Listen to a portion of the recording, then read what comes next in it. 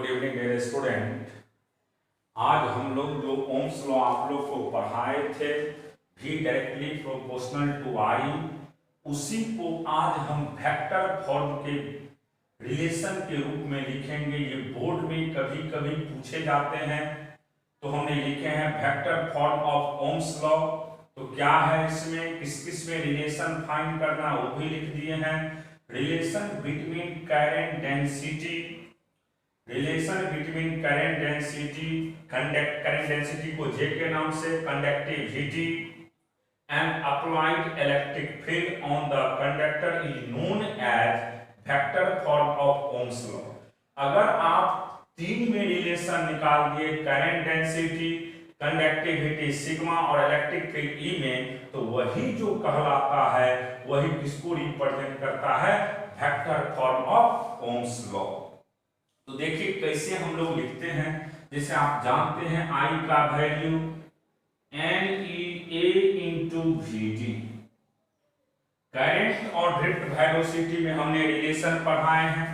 फिर आपको VD का भी वैल्यू पढ़ाए थे, E by M into toe, E by M into टॉ।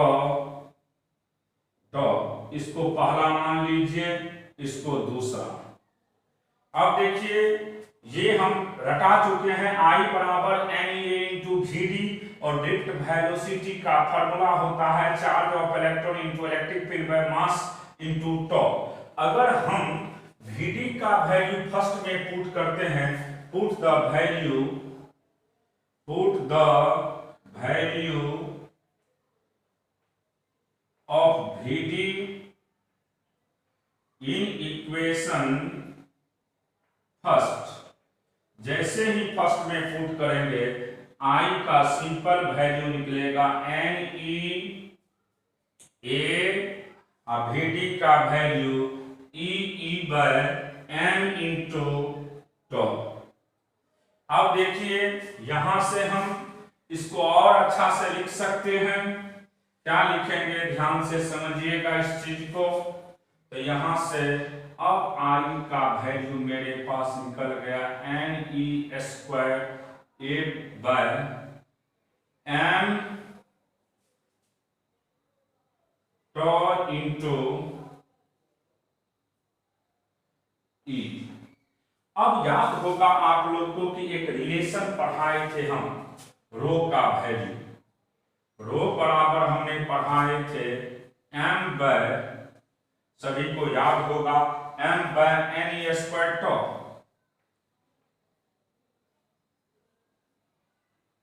ये रिलेशन हमने पढ़ाए थे। और अगर आपको ये भी पढ़ा चुके हैं कि सिग्मा का वैल्यू होता है 1 बाय रो, सिग्मा का वैल्यू 1 बाय रो, तो उल्टा दीजिए तो NE स्क्वायर टॉ बाय M। इसका मतलब है कि इस टोटल टर्म को हम लिख सकते हैं, क्या लिखेंगे, तो देखिए यहां से सिग्मा लिख सकते हैं। तो देखिए ध्यान से समझना होगा आप लोग को। यहां से हम I का वैल्यू लिख सकते हैं, I बराबर इसको sigma into A into E। अब देखिए फिर आप जानते हैं यहां से I बाय A बराबर सिग्मा इंटू E। अब ये भी आप जानते हैं कि करंट बाय एरिया को करंट डेंसिटी J के नाम से जानते हैं, तो J बराबर सिग्मा इंटू E। और इसी को अगर वेक्टर फॉर्म में लिखा जाए तो J वेक्टर है, sigma into electric field E। यही हो गया इसका वेक्टर फॉर्म में डेरिवेशन। तो सिंपल याद रखिएगा। इसको ड्राइव करने के लिए हम दो कॉन्सेप्ट का यूज किए हैं। पहला लिए हैं I का value NEA into VD, I का वैल्यू NEA इंटू VD, और दूसरा लिए हैं VD का value E by M tau into electric field. अब देखिए दोनों को पुट किए हैं, रो का वैल्यू आपको रटा चुके हैं, m/n² टॉ होता है और सिग्मा जो होता है 1/ρ होता है, पुट कर दिए तो J बराबर हमें निकल गया sigma into electric field, sigma into electric field. यही किसका डेरिवेशन है, वेक्टर फॉर्म में डेरिवेशन है ओम्स लॉ का। कभी भी कोई पूछ दे आपसे, ये 2 मार्क्स में बोर्ड में पूछे जाते हैं, तो वेक्टर फॉर्म में जब भी डेरिवेशन की बात करेगा इसी तरीका से आप इसको ड्राइव करेंगे। अब देखिए इसमें नेक्स्ट कॉन्सेप्ट आपको समझना होगा किरचॉफ्स लॉ के विषय में। किरचॉफ्स लॉ यानी मेजरमेंट ऑफ करंट, करंट को कैसे मेजर करते हैं, मेजरमेंट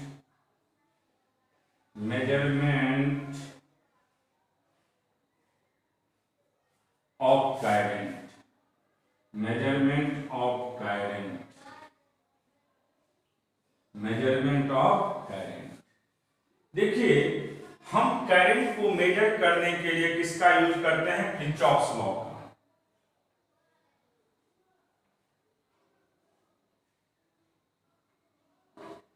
किरचॉफ्स लॉ, किरचॉफ्स का 2 लॉ होता है, एक का नाम है जेनसन लॉ, जेनसन लॉ का ही दूसरा नाम है करंट लॉ और तीसरा नाम है उसी का Kirchhoff junction law, current law और Kirchhoff first law.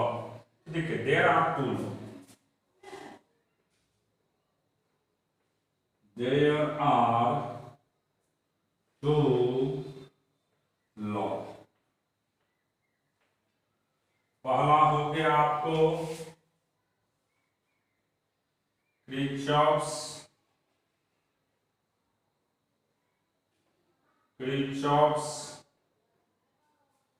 First law,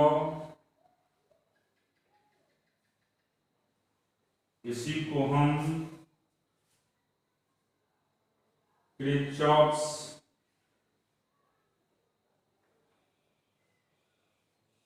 Jensen law के नाम से भी जानते हैं और इसी को हम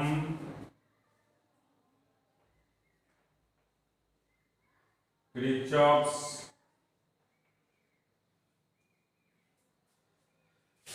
करंट लॉ के नाम से भी जानते हैं।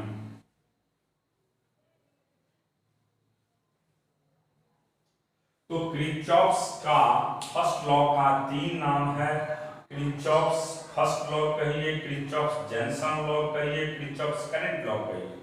ये क्या है एक बार ध्यान से सुनेंगे, इसका 2 डिफिनेशन हम पढ़ाएंगे। किसी भी जंक्शन पे जितनी भी करंट आते हैं सभी का समेशन का वैल्यू क्या होना चाहिए, 0। इसका मतलब ये हुआ कि algebraic sum of all currents at any junction is always 0। या दूसरा आप ये भी कह सकते हैं कि किसी जंक्शन पे आने वाले करंट बराबर जाने वाले जो आए हैं, जैसे जंक्शन कहते किसको, जैसे आप जानते हैं आपके लोकल में पटना जंक्शन है, तो जंक्शन का मतलब होता है कि वहां पे ढेर सारे ट्रेन सभी डायरेक्शन से आते हैं और फिर चले जाते हैं। उसी तरीका से अगर इसमें भी बात करेंगे तो सिंपल याद रखिएगा कि आने वाले करंट और जाने वाले करंट क्या होते हैं, हर एक जंक्शन से सेम होते हैं। इसी को किसके नाम से जानते हैं हम लोग, किरचॉफ के फर्स्ट लॉ के नाम से।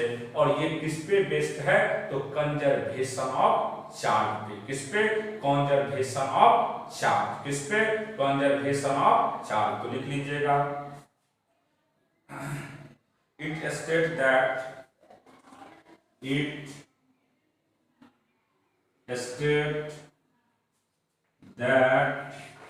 the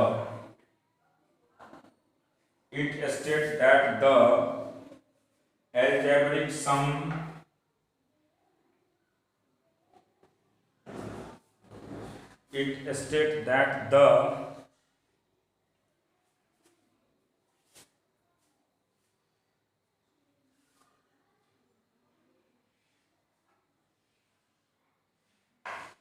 एल्जेब्रिक सम, सम का मतलब जोड़, algebraic sum of all the current of all current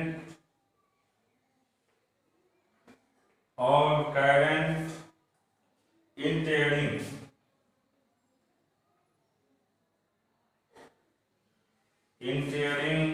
और living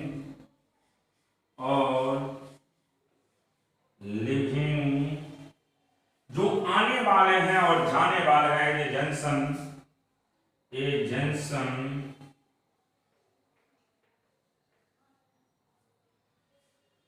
is equal to 0, is equal to 0। हमने लिखे हैं it states that the algebraic sum of all current entering or leaving a junction is equal to 0।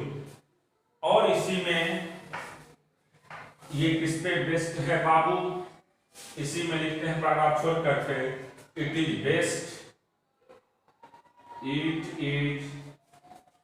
based on the conservation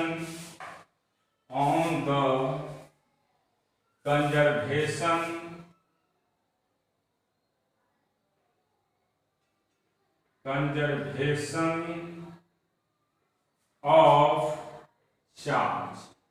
ये किस पे based है, conservation of charge. इसका मतलब है कि समेशन ऑफ करंट का वैल्यू हमेशा क्या होता है, 0।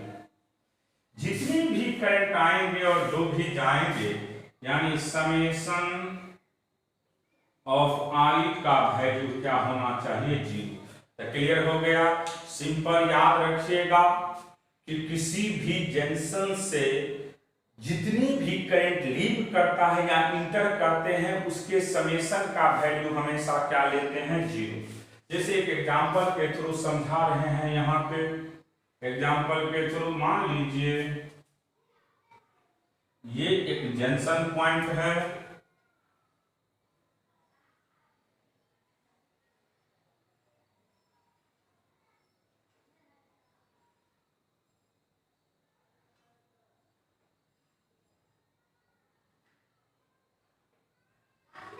देखिए ये मान लीजिए I1 है, I2 है, I3 है, I4 है, I5 है। तो यहां पे आपको एक चीज याद रखना है कि आने वाले को प्लस लेंगे तो जाने वाले को क्या लेंगे, माइनस। आने वाले इनकमिंग करंट, कौन सा करंट, इनकमिंग करंट का वैल्यू अगर आप प्लस लेते हो तो आउटगोइंग जाने वाले को क्या लीजिएगा, minus.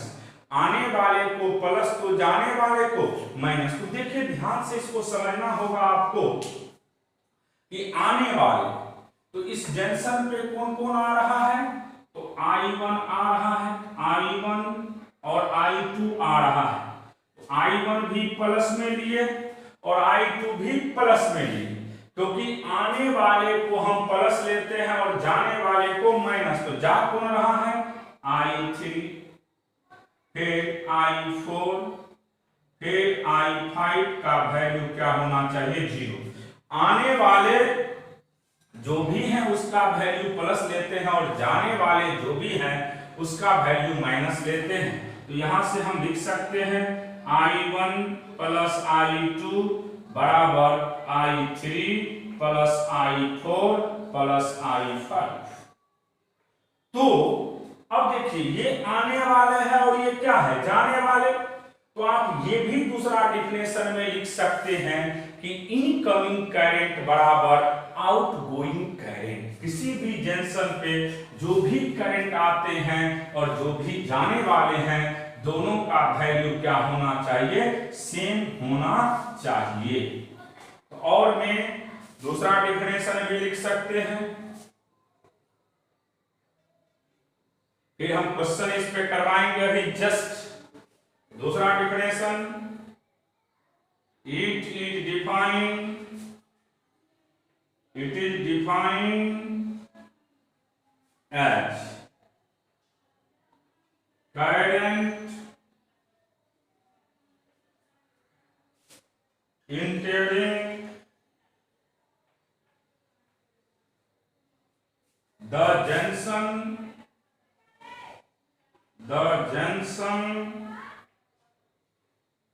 is equal to current leaving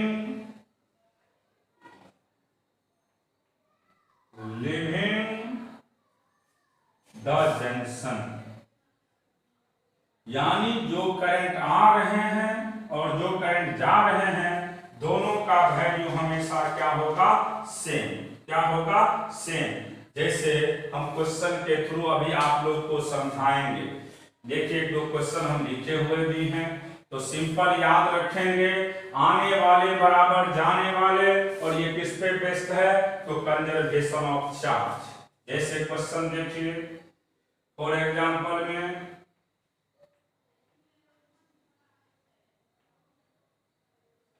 पहला क्वेश्चन है 5 एम्पियर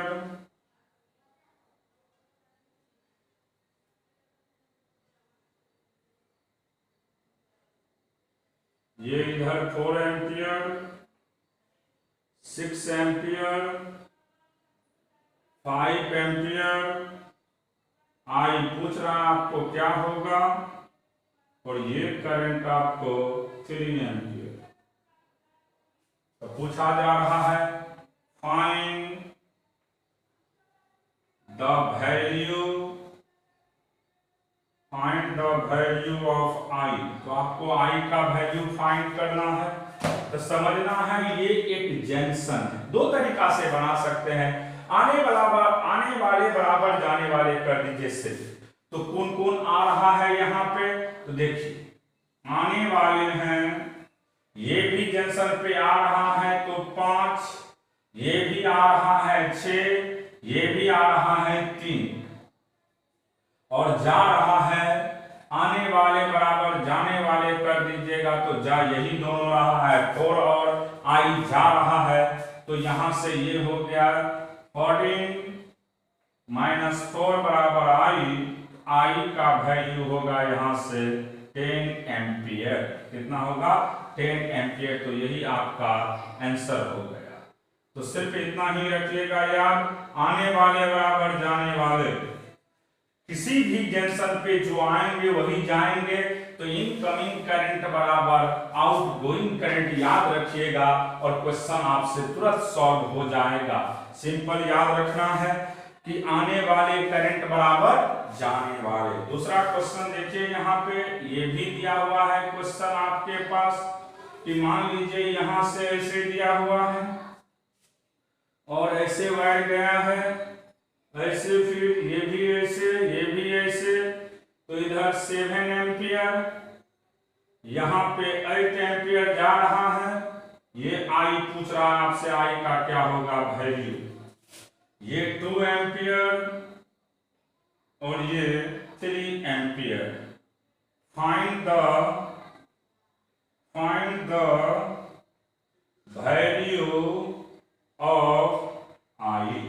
तो आपको आई का वैल्यू फाइंड करना है।